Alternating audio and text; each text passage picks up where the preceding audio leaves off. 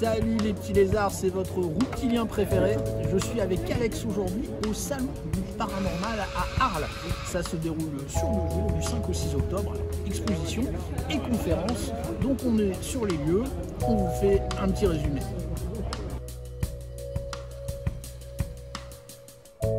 Allez, super. Les petits lézards, on est au salon d'Arles. J'ai pas besoin de parler aussi fort, j'ai un micro, j'ai pas l'habitude. Alors on est avec Jean-Jacques Paoli. Vous travaillez sur un domaine qui m'intéresse beaucoup, enfin en tout cas qui me fait poser beaucoup de questions. Ce sont les mémoires akashiques. D'ailleurs derrière vous, on ne s'y trompe pas, on a une gigantesque bibliothèque. Vous l'avez là. C'est vrai que moi quand j'entends mémoire akashique, annales akashiques, c'est vraiment l'image que j'ai, c'est cette grande bibliothèque. On serait sur une espèce de champ d'information où tout serait déjà... dans tous les cas, il faut savoir que notre âme, dans tous les cas, on enregistre tout du premier jour au dernier jour. Mais pas que notre âme, l'âme de tout l'univers. Donc on peut interroger, effectivement les gens vont commencer par soi, par eux. Après, on va continuer sur les gens qu'on connaît, les gens qui sont en face de nous. Parce qu'on est curieux. Sur les curieux. Et puis après, on va continuer à poser des questions à l'univers dans tous les domaines. Moi, quand je vais sur un musée, dans une église, je vais avoir des réponses.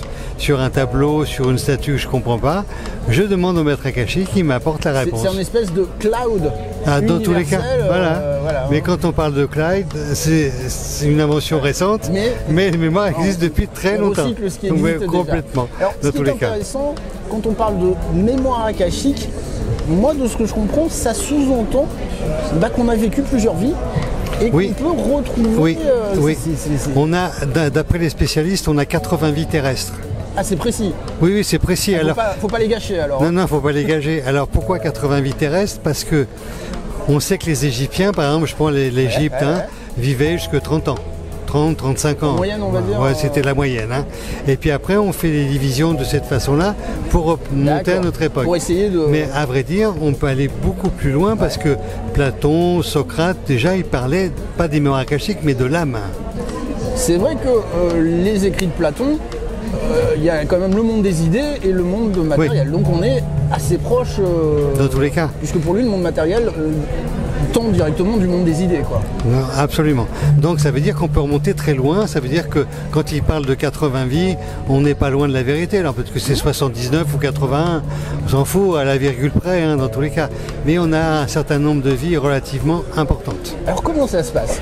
La personne vient vous voir, vous utilisez quel support pour essayer... Quand ils viennent... Alors sur le salon, je vais me servir du tarot akashique parce qu'il y a du bruit et de la circulation. C'est compliqué, Voilà, mais en consultation privée, dans tous les cas, j'ai besoin d'aucun support. Les gens viennent avec des questions et je me fais un plaisir de leur répondre à toutes leurs questions. Vous rentrez dans un état méditation Mais non, pas du tout. Moi, ça fait des années que je fais ça. D'accord. Je suis un peu médium akashique, si je peux m'exprimer ainsi. Voilà, c'est votre façon de travailler. Dans tous les cas. D'accord. Et surtout, de tout ça, je forme les gens. Vous faites aussi de la formation. Parce que les gens sont capables d'ouvrir leur mémoire, ouvrir la mémoire des autres. C'est-à-dire que ce que vous faites, on va dire que dans ce que vous nous dites, tout le monde peut courir, il n'y aura peut-être pas que des athlètes, mais tout le monde peut courir. Tout le monde peut courir. À son rythme, avec ses capacités. Dans tous les cas. Dans tous les cas. Et moi, j'ai formé jusque maintenant des centaines de gens, mais vraiment des centaines de gens de tout horizon et de tout âge.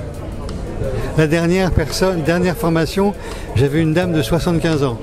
Il est temps, il était temps. Oui, non, mais c'est bien, elle était ouverte en tout cas. Elle s'est dit bon, je suis plus très loin, je vais essayer de voir si je peux pas avoir quelques tips.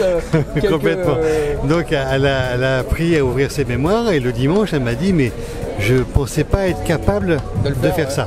Alors petite question quand même, parce que pour moi c'est une vraie interrogation.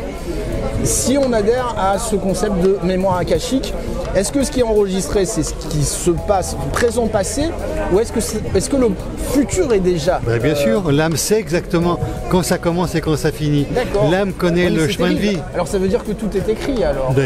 On pense qu'on a le libre arbitre, mais on ne l'a pas du tout. D'accord, voilà, ça sous-entend qu'il n'y a pas de libre arbitre. Ça c'est un peu dur pour moi, je vous avoue. On a le sentiment de faire, mais on revient toujours sur son chemin de vie. Voilà, d'accord. Oui, on va dire qu'il y a un moment où on se dit hop, on appelle ça l'intuition, l'ange gardien, ce qu'on veut, mais de dire attention. Dans tous les cas, on y retourne. C'est plutôt par là qu'il faut y aller, quoi. Dans tous les cas, donc pas de libre arbitre, monsieur. Est-ce que ça fait du bien d'accéder à ces mémoires akashiques? Bien sûr, parce qu'on apporte beaucoup d'aide dans ces cas-là. Ouais. Moi, j'ai soigné. Peut-être mieux. J'ai soigné des gens qui avaient des problèmes maladie, tout en leur disant allez voir votre docteur, prenez vos médicaments. Bien sûr, ça, oui, surtout on parle pas de substitution. Non, en tous les cas. Mais les aider, leur faire comprendre pourquoi. Après, ça peut être des relations, ça peut être plein de choses qu'on va soigner, qu'on va aider les gens dans ce domaine. Des dysfonctionnements émotionnels, des choses comme ça. Complètement. Passionnant. Les relations karmiques négatives. Oui. Et on a tous des gens qui nous attirent et des gens qui nous repoussent. Et les gens qui nous repoussent, on leur a fait du mal ou ils nous ont fait du mal dans une vie passée. Dans une vie passée. Et on le ressent à travers. Dans tous les cas. Bon. Mais on est tous pareils, il y a des gens à qui on a envie d'y aller. Même pas. Ah, ça serait intéressant de lui demander. Hein. Est-ce que vous l'aimez? Est-ce que l'aime bien? Ah bon? Vous voyez, alors c'est intéressant ce que vous dites parce qu'Alex, on s'est rencontrés il n'y a pas si longtemps. Hein, on s'est rencontrés sur un salon du paranormal et c'est vrai que j'adore, mais vraiment échanger et travailler avec Alex. Et c'est vrai que moi personnellement, j'ai l'impression de la connaître depuis 8 milliards d'années. Peut-être que vous avez vécu dans votre dernière vie avec madame. Voilà. Sur des positions différentes. Non, mais des positions différentes. Pas ça. non, c'est trop tard. On était frères et sœurs, je préfère. Vous savez, on reconstitue une grande partie du noyau des gens qui ont vécu avec nous dans la vie passée. Ouais. C'est intéressant ça. Hein. C'est rassurant quelque part de se dire qu'on suit une espèce de famille d'âme, on va dire. Oui, complètement. On appelle ça comme ça, ouais. Sauf que, alors c'est vrai qu'il y a des gens qui me disent, mais pourquoi on ne se souvient pas de ce qu'on a fait la vie passée? Il faut pas. Surtout pas. Parce que l'âme n'évolue plus. Sinon on fausse l'exercice. Non, en plus de le fausser, mais notre âme n'évolue plus. Il faut sortir de sa zone de confort. Voilà, absolument. Passionnant. Moi, les mémoires akashiques, je suis absolument incapable de dire c'est vrai, c'est pas vrai, et c'est pas la question. Mais je trouve que philosophiquement, c'est vraiment passionnant de se poser la question. Dans tous les cas. Au moins ça. Dans tous les cas. C'est clair. Jean-Jacques, comment on vous contacte? Comment vous donnez vos formations? C'est du présentiel, c'est du distanciel? C'est du présentiel, ça ne peut pas être autrement. Ok, c'est intéressant, voilà. C'est plus important. On voit des choses en distanciel. Voilà. Tandis que moi je fais des petits groupes, c'est une douzaine de personnes. C'est déjà bien. C'est bien, mais alors pourquoi 12? Parce que le dimanche on travaille en binôme. D'accord. Donc ça me fait 6 binômes, c'est pas mal. Pas mal. Et les gens qui sortent là le dimanche, tout le monde sait faire. Tout le monde a réussi. Tout le monde fait. Parce que je sais, je vérifie, je fais attention et voilà. Et après les formations, moi j'assure un service après-vente. Service après-vente des mémoires akashiques. Complètement. Complètement. Il est arrivé, Jean-Jacques, que quelqu'un se souvienne d'une mémoire où il était un personnage vraiment infréquentable et qui se dise c'est pas possible. Franchement, moi dans mes consultations privées, j'ai eu des tueurs. Mais je vous raconte une anecdote. Non, mais ça m'intéresse. Une petite anecdote. Il y a un monsieur qui vient, qui voulait absolument avoir une consultation privée. Il vient, il me pose des questions et il sort son petit calepin. Il me dit oui, vous avez raison à la première réponse, deuxième réponse, troisième réponse. Puis il avait déjà tout préparé avant. Bon, soit, pas de problème, mais pas de malaise. Puis on continue. Et puis à la fin de la consultation, il me dit est-ce que j'ai déjà tué dans ma vie passée? C'était peut-être la première question qu'il voulait poser. Oui, mais il a attendu un petit peu avant. Je t'embrouille un peu. Et je lui dis bah oui. Et il me dit c'est marrant parce que j'ai encore envie de tuer. Je lui dis oh putain. Sortez monsieur. Je lui dis bon, écoutez, on va s'arrêter là. Vraiment, mais là je prends ça avec le sourire, mais sur le coup, non mais j'ai eu des tueurs, des gens qui ont fait des choses pas bien. Même si on pense qu'on est une bonne personne, on n'a pas toujours eu spécialement. On est tous été gentils, tous été méchants. Bon après il y a des périodes. Oui, c'est vrai qu'au Moyen-Âge, on n'avait peut-être pas les mêmes. Dans tous les cas. Il y a aussi la culture du moment, quoi. Dans tous les cas. Passionnant. Voilà. Jean-Jacques Paoli, les mémoires akashiques, voilà, super. Merci beaucoup Jean-Jacques. Avec plaisir en tout cas. Après ces quelques minutes. Super. Et puis on espère vous retrouver bientôt sur des salons. Avec plaisir dans tous les cas. Alors j'ai vu dans l'œil de Jean-Jacques qui était inquiet pendant tout l'entretien. Je pense qu'il a vu que j'étais un serial killer dans une autre vie. Et vous avez vu, je vous ai rien dit. C'est pour ça, mais je vous sentais quand même pas très rassuré. Merci Jean-Jacques, à bientôt. Bonne journée à vous.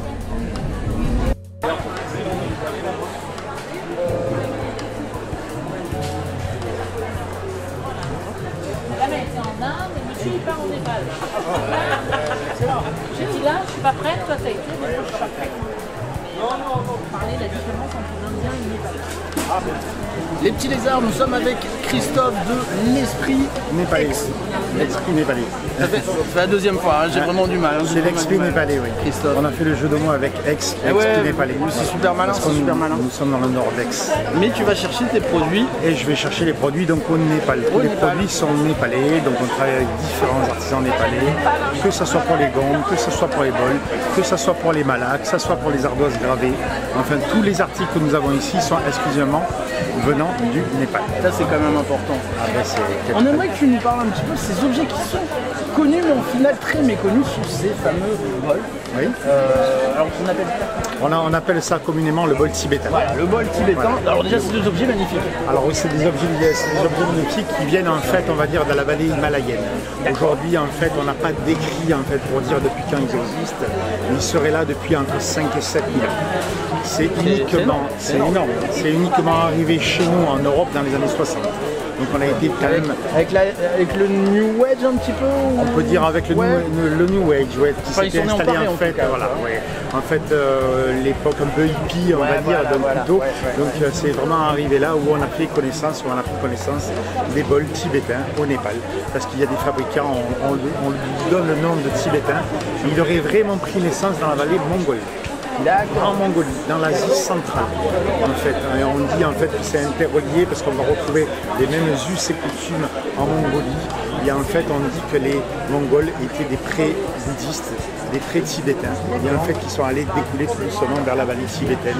Et on a gardé ce nom tibétain, voilà. Qui est peut-être certainement plus poétique. Cette culture, voilà, descendrait donc des Mongols. Voilà, exactement, exactement. Ça, c'est intéressant. Voilà. Moi, je dis, c'est des objets que je trouve magnifiques. Là, il y a celui-là, avec celui-là, que je trouve absolument magnifique, avec les inscriptions intérieures. Alors en fait, à des expressions intérieures et extérieures, ça apporte une dimension magnétique qui est beaucoup plus grande. Et en fait, on parle du sanskrit, c'est de l'hindi. C'est une langue sanskrit en fait indienne en fait. Et bien souvent, on retrouve souvent le mantra de la compassion, le Om Mani Padme Hum, le fameux Om Mani Padme Hum. Voilà. Et on dit toujours en fait qu'on va aller chercher le sens de la vie. On tourne toujours dans le sens horaire, de la gauche vers la droite. Extrocentrique. Voilà, exactement. Donc on va aller apporter de l'énergie. On fait toujours tourner notre bol. On entend toujours ces vibrations et on vient le taper. Ce qui apporte encore une dimension encore différente. Voilà. Waouh, ce son est vraiment apaisant en lui-même. Exactement. Et donc, ce bol a une vocation C'est une vocation thérapeutique. récupérer en quelque fait. chose ou pas? Exactement. Alors en fait, si on veut, on dit que c'est les bols qui nous choisissent. C'est un petit peu comme les pierres. Un peu comme les baguettes. Un petit Dans peu Harry comme les Potter. baguettes. En fait, voilà. On se met en syntonie avec le bol. Quand on me demande qu'est-ce que je peux prendre comme bol pour aller moi avec ma problématique, je dis écoutez, mettez-vous en face du bol, vous allez choisir. Il y a un bol, vous allez le prendre dans la main. C'est pas vous qui allez choisir le bol, c'est le bol C'est qui le va bol vous qui nous choisir. choisit en fait quelque part, donc c'est un échange qui se fait. Et nous on a toujours les notes sous les bols et en général la note correspond au chakra que vous devez aller vérifier, regarder pour aller voir ce qui se passe. Voilà, donc on a toujours une problématique sur le corps et on va aller voir ce qui ne va pas. Et le bol, en fait, il y a toute une... Moi je mets en place en fait des formations, des stages qui vous permettent en fait de vous approprier le bol et de savoir comment le faire travailler sur vous-même dans un premier temps. Et après, si vous voulez faire des formations avec moi, c'est d'aller voir plus loin. C'est totalement vibratoire. Ah, c'est complètement vibratoire. C'est 100% vibratoire. Et là, la vibration, Mais on comme ne tout peut pas la contester. Quoi. Elle existe. Exactement. L'existence, elle est omniprésente. Toutes les séquences, toutes les fréquences et toutes les Donc en vibrations. fait, on se retrouve avec un objet ornemental magnifique, Exactement. qui en plus a une vraie utilité vibratoire. Au-delà d'être un outil, on va dire, qui va être de l'exposition. Parce que c'est beau, c'est beau. C'est parce que c'est très joli, mais au-delà de ça, c'est un outil vraiment thérapeutique. À utiliser au quotidien. À utiliser au quotidien, c'est Quand on a avec, besoin. selon votre envie, selon votre besoin. Quand vous en ressentez le besoin, vous venez faire parcourir le bol tout au long, en bas, en haut, et vous allez parcourir sur les chakras. Et vous allez finir en fait sur le plexus solaire, qui on dit est la reine des chakras. C'est notre temple. Voilà. Super intéressant. Voilà. Mais Non, merci. non, mais vraiment, Merci Christophe Inès, pour il y a avoir aucun partagé souci. C'est cette avec grand connaissance plaisir. avec nous. Et ouais, c'est vrai que c'est génial d'avoir des exposants comme toi dans ce genre de service. Ben écoute, on est là pour ça, hein, pour donner de l'amour, pour procurer ce qu'on sait faire, et avec une grande dévotion. Voilà. Merci beaucoup. Merci, Christophe. merci beaucoup. À très Namasté. bientôt. Merci. Au revoir. Les petits lézards, nous sommes avec Yann de la structure Gaia Zome. Ah, je l'ai bien dit. Yann, vous réalisez ces dômes qui sont déjà visuellement assez étonnants mais qui ne sont pas qu'étonnants visuellement, ils ont également une fonction assez précise quand on l'a chez soi. C'est ça. Donc déjà, c'est pas des dômes, c'est des zones. C'est des zones. Ah, on n'était pas loin. Donc le zoom, c'est un ingénieur qui a repris des calculs qui viennent de la structure pyramidale et du dôme. Donc on retrouve bien le dôme au sein de l'énergie du zoom. Mais pas que. Mais pas que. Il y a vraiment un équilibre du yin et du yang dans l'énergie et qui en fait un objet qui est très puissant. Donc moi je crée tous les zooms que vous voyez ici. Il y en a pas mal. Hein. Donc le zoom, oui, c'est un amplificateur d'énergie. Ça veut dire qu'il capte les énergies cosmiques et telluriques. D'accord. Ça génère une concentration de charge de ces énergies qui va être amplifiée, ce qui va générer ce qu'on appelle un peu le point zéro, là où l'énergie est le plus haut, au centre du zoom. Mais ça donc va au centre du zoom, hein, d'accord. Voilà. Okay. Et ça va rayonner cette énergie sur les lieux. D'accord, c'est une sorte de répartiteur, quoi. C'est ça. Enfin, voilà. D'équilibreur répartiteur. C'est, je dirais, oui, c'est un amplificateur d'énergie, mais cette énergie va. C'est comme le Wi-Fi, mais avec. Voilà, c'est le Wi-Fi dans la maison, mais c'est le bon Wi-Fi. Alors la question que je me pose, parce que très honnêtement, au départ, je pensais que c'était des lustres, mais bon. Ouais. Mais beaucoup de gens pensent que c'est des lustres, mais ça serait un très beau lustre pour le lieu aussi, parce que ça déploierait son énergie sur le lieu. Parce que la question, c'est ça, c'est où doit-on les mettre chez soi? Alors, pour que ce soit efficace. Le mieux, c'est de le mettre là où on le ressent, ça veut dire c'est de s'écouter, parce que toujours quand on est en connexion avec l'âme, l'âme nous emmène à faire les choses qui sont bonnes. Mais après, si on a des connaissances en géobiologie, bah oui, là on va le placer sur des points précis du lieu, qui peuvent être les points d'acupuncture du lieu, et là on va générer une énergie de sacré sur le lieu, juste en travaillant avec les hommes sur ces points-là. Si c'est au milieu du salon, c'est ballot quand même. Bah, ça peut être bien, mais après il suffit des fois juste de venir imposer un temps donné le zoom, et lui il va venir apporter cette purification, charger le point d'une belle énergie. Et encore au-delà, quand vous travaillez consciemment avec les énergies, là vous allez mêler vos intentions à l'énergie du zoom, et bien d'autres choses. Et là c'est vraiment un outil de travail. Et... Il peut être suspendu ou pas quand même? Alors j'en ai des suspendus, donc c'est des zooms qui sont en boule, qui vont diffuser aussi sur le lieu. Et après c'est vraiment cette géométrie sacrée qui va avoir cette résonance avec le corps physique, avec le lieu dans l'énergie. Voilà. Et ça peut marcher dans des appartements parce qu'une maison elle est au sol, donc mais dans les appartements parce que ça peut être l'énergie peut être très perturbée. Ça peut être même très bien dans un appartement parce que ça peut aider justement à apporter cette énergie qui va empêcher la nuisance du voisinage au niveau énergétique. Parce que ça déploie, on va dire, cette énergie sur le lieu et ça fait comme un cocon dans lequel on est. Et voilà, c'est ça. Un pare-feu éthérique et énergétique. Ah, ça c'est plutôt intéressant. Alors, vous avez votre production, mais vous les faites aussi sur mesure parfois ou, alors, j'en fais un peu sur mesure. Il y a des demandes, par exemple, quelqu'un qui veut une couleur spécifique ou, C'est déjà arrivé, oui, des personnes qui veulent un objet spécifique et en même créer en conscience pour l'âme de la personne. C'est vraiment une énergie qui va lui être là, il faut être quand même attribuée. assez aware et bien maîtrisé. On l'est tous, c'est juste de se reconnecter à cette conscience et on arrive à... On a tous un modem, mais après, je dirais qu'en fonction des zones qu'il y a, on va avoir plusieurs modèles différents qui vont avoir une particularité qui va les différencier, comme certains qui vont peut-être être plus dans une énergie de travail spirituel, de créativité, mais d'autres zones vont être plus liées à l'ancrage. Donc ça veut dire qu'ils vont déployer chacun leur fréquence dans l'énergie qui va être différente. Et encore au-delà, comme je le dis, c'est un allié, donc allié en conscience avec vos énergies. Vous aussi, vous construisez une énergie qui vous est propice. Mon zoom n'est peut-être pas le vôtre. Exactement. Et je dirais que mes zooms deviennent les zooms des personnes qui le prennent. Ça veut dire qu'après, ça s'ajuste un peu sur la fréquence. Et c'est comme un allié avec qui on évolue et qui va nous aider. C'est pas unilatéral, c'est quand même en partie universel. Voilà. Et je dirais, c'est dans l'énergie, ça permet... pour moi, c'est un accélérateur quantique. Ça veut dire qu'on va pouvoir, quand on le pratique en tant que thérapeute, dégager plus profondément, apporter une énergie plus grande. On va pouvoir travailler avec les minéraux. Ça veut dire les minéraux, ça va les purifier, ça les charge en énergie, mais ça rayonne aussi cette énergie. On peut travailler avec les bols, avec les diapasons, on peut utiliser et on peut en avoir plusieurs dans le même lieu, dans la même maison. C'est intéressant d'en avoir plusieurs. Moi, en tout cas, j'en ai beaucoup dans ma maison. Voilà. Et c'est vrai que quand j'en enlève certains de la maison, pour moi je ressens ce creux, ce vide dans l'énergie et je sens qu'il y a un manque. D'accord. Et au-delà de ça, c'est l'habitat, comme je disais, Gaia's Home, c'est l'habitat pour tous. Donc il y a beaucoup de présence et d'esprits guides qui viennent en fait se loger au sein de ces structures parce que ça les ramène dans une énergie où la fréquence est haute et qui rejoignent leur fréquence. Ils sont moins Voilà, donc ça leur permet de se rattacher comme ils vont se rattacher des fois dans la forêt, sur un vortex. Bah là, on a l'équivalent de 2 vortex qui se rencontrent et qui déploient leur énergie. Donc ça permet vraiment... Passionnant. Ouais. Passionnant. Merci beaucoup Yann pour ces explications. Hein, et puis donc, Gaia's Home. Gaia's Home, oui. Ah oui, mais j'avais pas vu, pardon, j'ai pas vu le home à la fin, c'est pour ça, effectivement. Vous avez un site internet? Oui, alors voilà, regardez si vous voulez. Voilà, pour les gens qui veulent regarder, Gaia's Home, on mettra bien sûr, rassurez-vous les petits lézards, vous avez tous les liens dans la description de la vidéo. Merci beaucoup. C'est moi qui vous remercie, vraiment. À bientôt. À bientôt. Petit lézard, nous sommes avec Karine. Oui. Karine, vous faites de l'hypnose. C'est ça, exactement. Beaucoup d'hypnose, hein, parce qu'encore une fois, l'hypnose, c'est pas un monobloc. Il y a beaucoup de types d'hypnose. Alors, il y a l'hypnose la plus connue aujourd'hui, la plus médiatisée, c'est l'hypnose de spectacle. Mais bon, dans un sens, c'est peut-être pas mal, parce que ça met peut-être aussi un petit peu de lumière sur l'hypnose, on va dire, plus médicale ou fonctionnelle. Alors, on appelle ça l'hypnose thérapeutique, comparée justement à l'hypnose de spectacle. Nous, on travaille une problématique, on est là pour accompagner les personnes. Bon, l'hypnose de spectacle, c'est autre chose, hein. Voilà, c'est pour le public, c'est pour faire rire.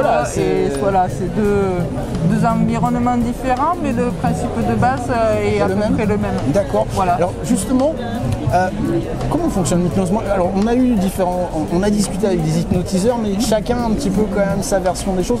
On parle d'état modifié de conscience. Exactement. Apparemment, il faut un rapport de confiance aussi avec l'hypnotiseur. Oui. Enfin, c'est quand même, voilà, ça se fait pas comme ça, quoi. Voilà, c'est ça. En fait, une séance, on commence par un questionnement, beaucoup d'échanges, on voit pourquoi la personne vient nous voir, valider son projet aussi, parce que des fois on part sur d'autres choses, d'autres problématiques qui se cachent derrière ce que la personne croit.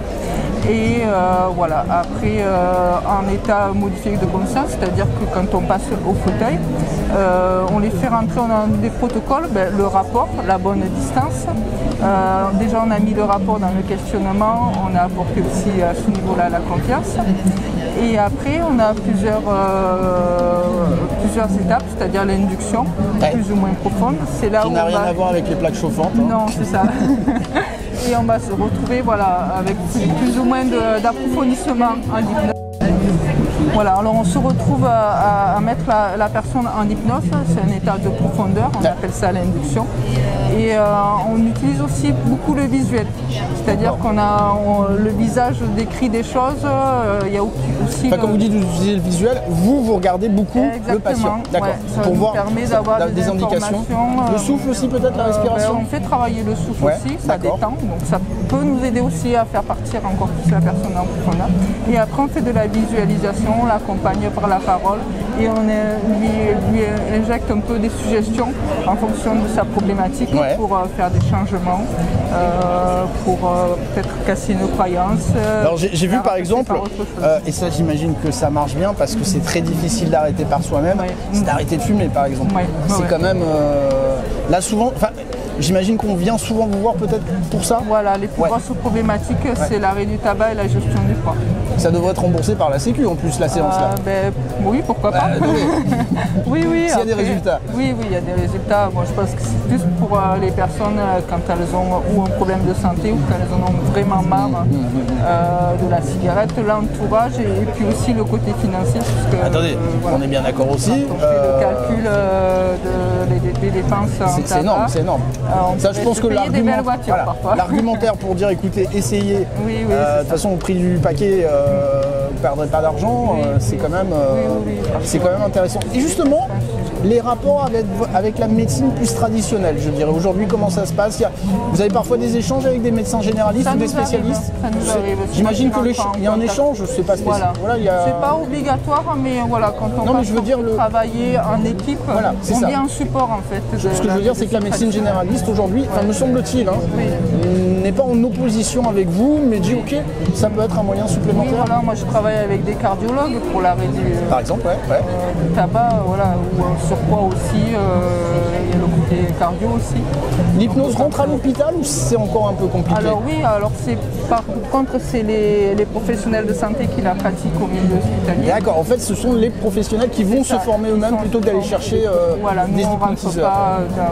D'accord. Il y a vraiment deux coupures, mais en effet l'hypnose est pratiquée sur les opérations. Ça c'est fou quand on ne peut pas anesthésier les personnes.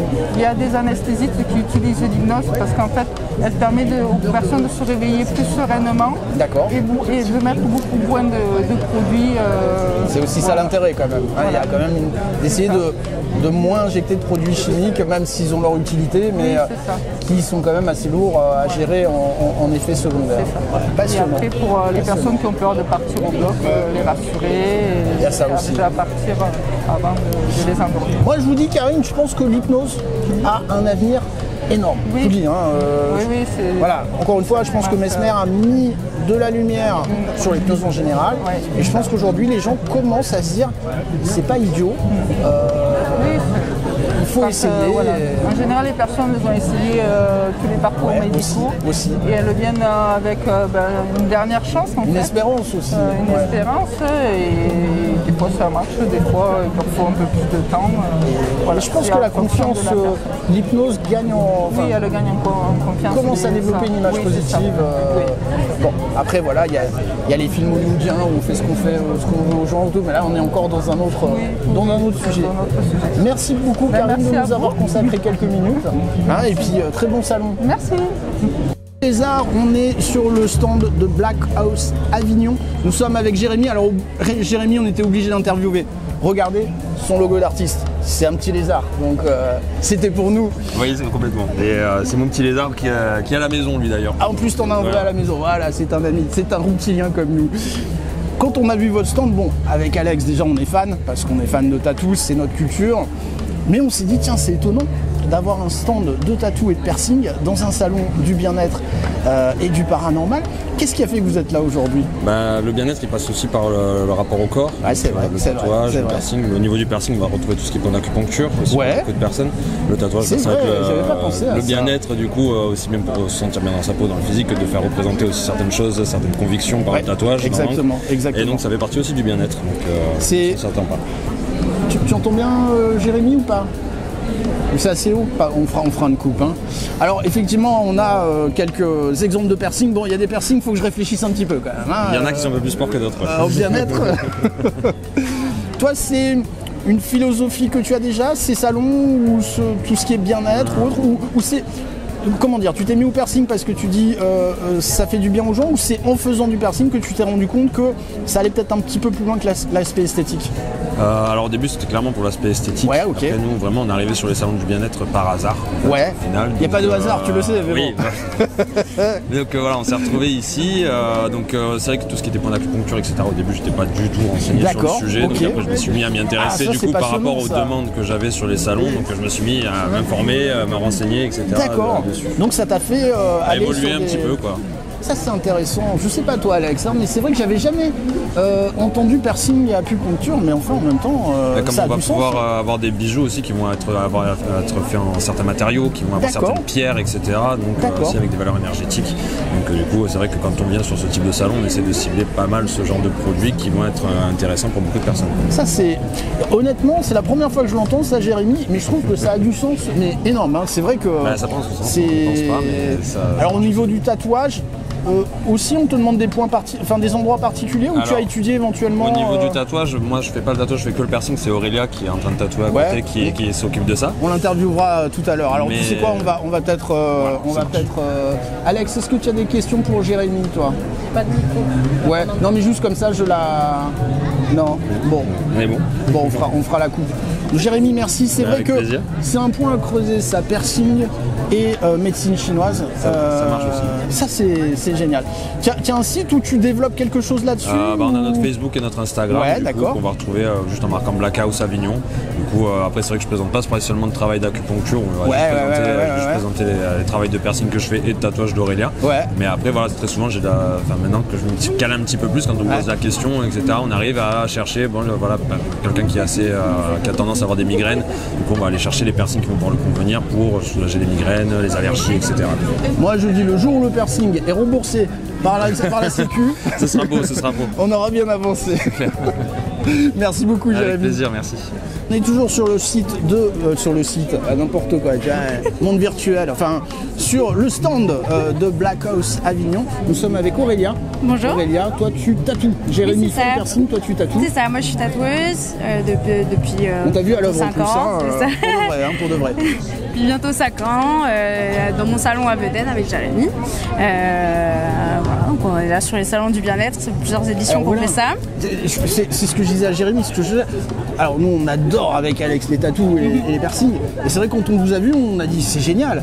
Mais est-ce que c'est pas un stand un peu extraterrestre quoi, par rapport à la thématique? Et non, c'est ça, on a vraiment mis le point sur le fait que malgré tout les gens se font tatouer pour leur plaisir. Donc ça fait partie du bien-être, pour marquer des choses dans leur vie. Ouais. Donc au final on sert un petit peu de psychologue pour beaucoup de nos clients. Allez, je monte le mien, hein, parce que quand même, on y va, enfin le mien, un des miens. Voilà. Et c'est vrai que bon, ça a une signification. Je t'admets que dans 15 jours, je m'en fais un autre. Eh oui. Je suis comme un fou parce que, et je te rejoins, ça fait du bien. Ça fait du bien. Il y a des gens qui font ça, les thérapies par le tatouage, on entend ça de temps en temps.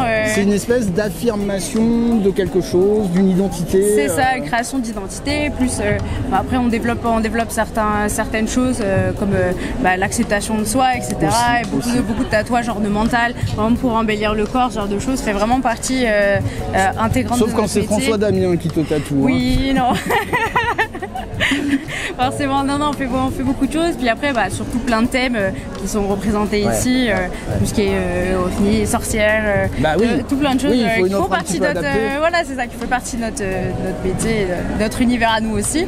Donc à chaque fois, on essaie de venir sur ce genre de salon. On se sent la bienvenue si c'est dans nos thèmes. Je vais te le dire, mais on le dit pas à tout le monde. Hein. Mais c'est vrai que c'est notre stand préféré là, quand même. Là, c'est notre stand préféré. Voilà, bon, c'est pas objectif peut-être, mais bon, génial. J'adore ce que nous a dit Jérémy, j'adore ce que tu nous dis. Et c'est vrai que, ouais, ça paraît bête, mais votre place est tout à fait légitime dans ça surprend, mais quand on y réfléchit, il faudrait qu'il y en ait. Oui, ça paraît tout à fait logique parce que avoir son tatouage, porter son tatouage comme une identité. C'est ça. Et c'est vrai que ça fait du bien. Et puis on voit aujourd'hui, les populations sont très tatouées et pour marquer des choses importantes. Alors peut-être trop. Je t'admets que. Alors moi je suis Marcel. C'est générationnel. Je vois ces gens, alors je les juge pas, c'est pas la question, mais qui ont plein de tatouages partout, des petits tatouages et pas spécialement en lien. J'ai un peu peur qu'à terme ils se disent j'ai peut-être un peu abusé, tu vois. Bon, on verra. Hein. Mais je préfère avoir peu, mais qui veut dire quelque chose pour la personne. C'est très dépendant des gens. C'est très dépendant des gens. Ils font ça pour l'esthétisme, pour pas toujours des significations. Alors on les trouve plus tard, ça arrive aussi. Aussi peut-être. Bon puis des fois. Il y a des effets de mode de partout. De toute façon, on en fait partie. Mais je crois que le tatouage n'est plus une mode justement. Enfin. Non, c'est vraiment ancré maintenant. C'est quelque chose de sociétal aujourd'hui, le tatouage. On est sur les réseaux sociaux et on affiche sur son corps. C'est ça. Il y a des statistiques qui disaient avant qu'une personne sur 5 était tatouée. Aujourd'hui, c'est l'inverse. Une sur 5 qui n'est pas tatouée. C'était le Bagnard qui avait fait ça au fil de fer. C'est ça, c'est ça. À l'espace de 10-15 ans, ça a beaucoup évolué. On t'a vu faire, par contre, c'est vrai que c'est hyper rapide. Hein. Ouais, après, je sais que je suis rapide, c'est des petits projets. Forcément, il n'y en a pas pour 1000 ans. Mais mais c'est bien aussi que les gens viennent sur des salons comme ça et se fassent tatouer. C'est ce qu'on propose. On propose des petites choses à faire rapidement. Je pense que la personne sort de là en disant j'avais envie de le faire, je l'ai fait et je suis trop content de l'avoir fait. Mais on est là pour ça. Si je repars avec le sourire, c'est parfait. C'est du bien-être. C'est pas paranormal, mais c'est du bien-être. Merci beaucoup et merci les amis, retenez Black House Avignon. Si vous êtes du côté d'Avignon et que vous voulez passer le pas, que ce soit piercing ou tatou, voilà. Bon, moi j'en ai d'autres à faire. Je vais garder l'adresse. Avec plaisir. Merci beaucoup. Merci, à bientôt. À bientôt. Les petits lézards, nous sommes avec Stéphanie de la structure Green Morango. Exactement, voilà. C'est très bien. J'aime bien votre t-shirt. Merci. Voilà, bleu, blanc, rouge. Là, ça veut dire quoi? Ça veut dire que les produits que vous allez acheter sur ce stand sont français. Et non seulement ils sont français, mais Caillan en force, parce que vous savez que je suis très attaché à Caillan. Et le hasard a fait qu'effectivement, vous produisez à Caillan. Exactement. D'accord. On a un champ en bas dans la plaine de Caillan.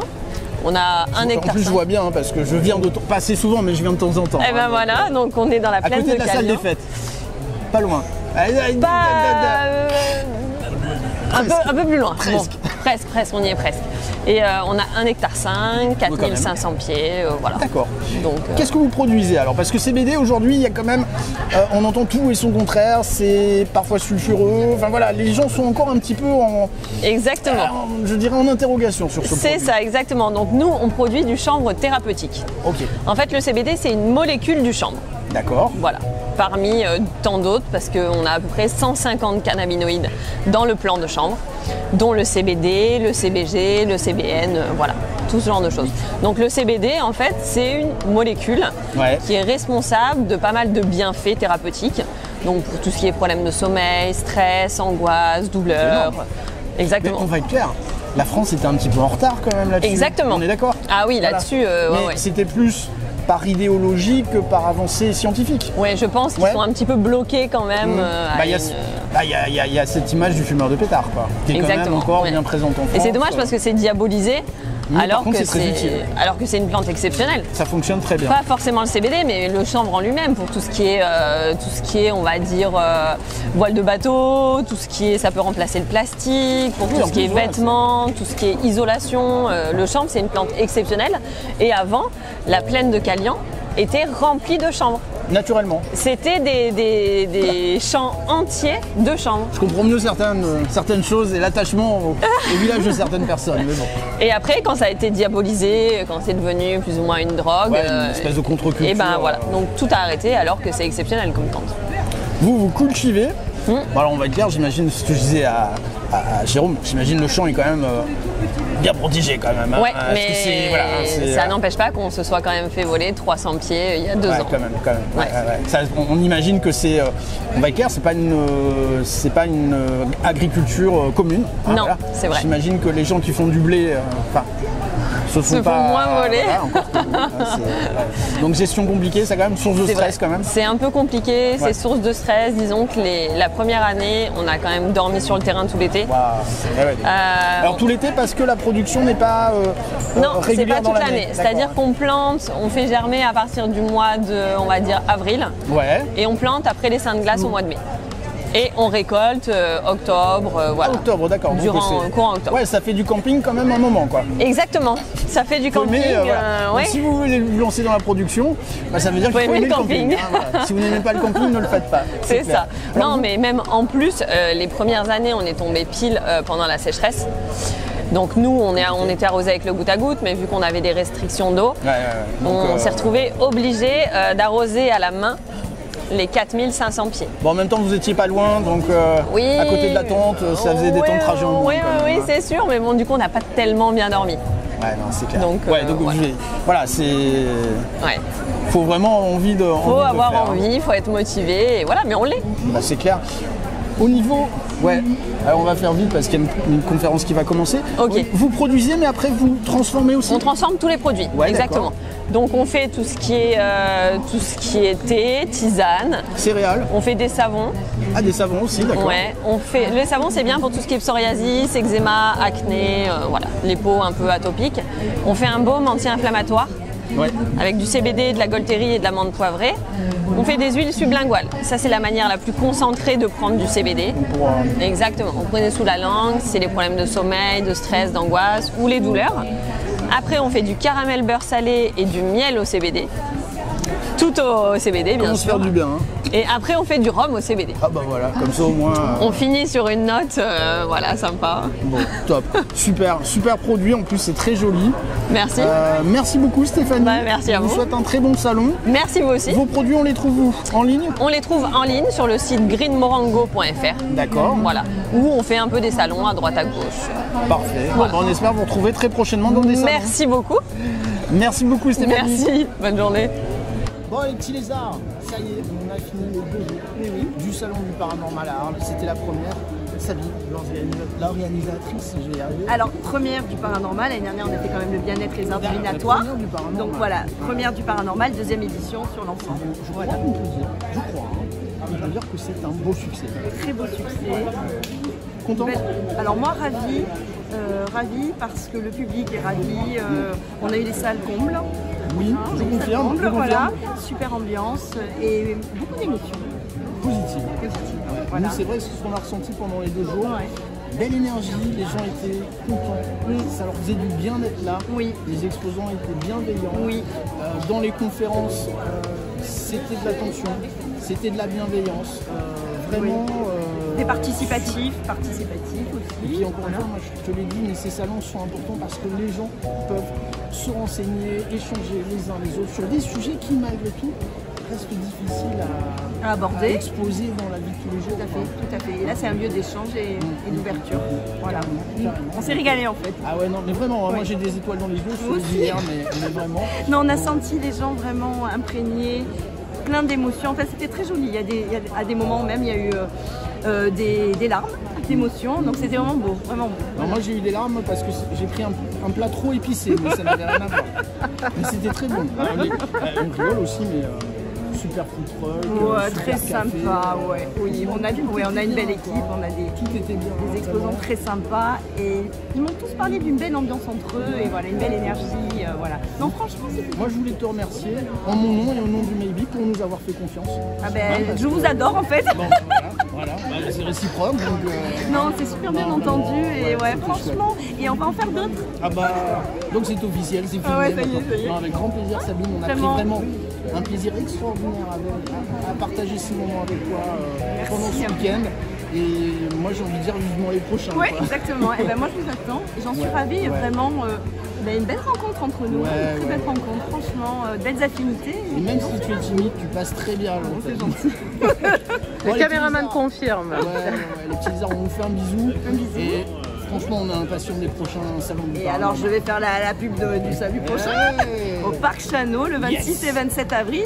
Et vous serez à côté de moi, avec moi. Voilà, je suis ravie.